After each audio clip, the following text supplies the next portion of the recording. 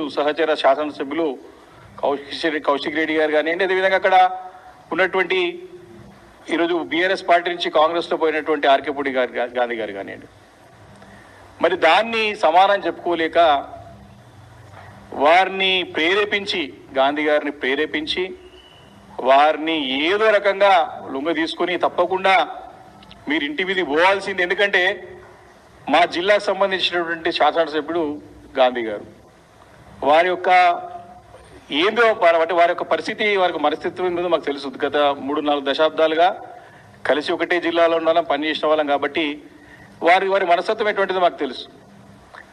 వారిని ఉసగొలిపి రెచ్చగొట్టి ప్రేరేపించి వారు పోకపోతే పోలీసులని కూడా ఏసీపీ డీసీపీ ర్యాంకులుగా ఎస్కార్ట్ ఇచ్చి మరి ఆ రోజు దాడికి ప్రత్యక్షంగా రేవంత్ రెడ్డి గారే చేసిరని చెప్పేసి పదే పదే బీఆర్ఎస్ పార్టీ ప్రతి ఒక్కరూ కూడా స్పష్టంగా చెప్పడం జరిగింది.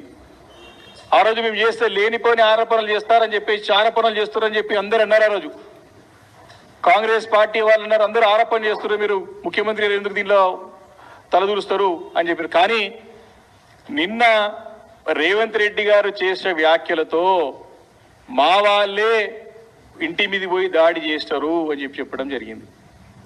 అంటే మేము మొదటి చెప్తున్నటువంటి మాట వాస్తవమే, నిజమని నిరూపితమైంది. నిన్న చాలా క్లారిటీగా ఇది మొదటి ఉదాంతం కాదు రేవంత్ రెడ్డి గారిది.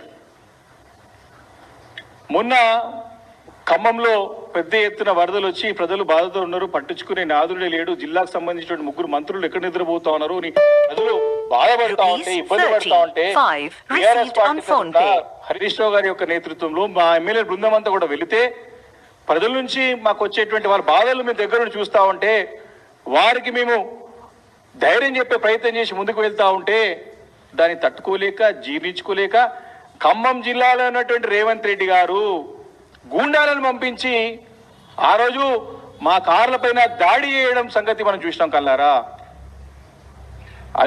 అదొక ఉదాంతం. అనేక ఉదాంతాలు ఉన్నాయి రాష్ట్రంలో ఈరోజు.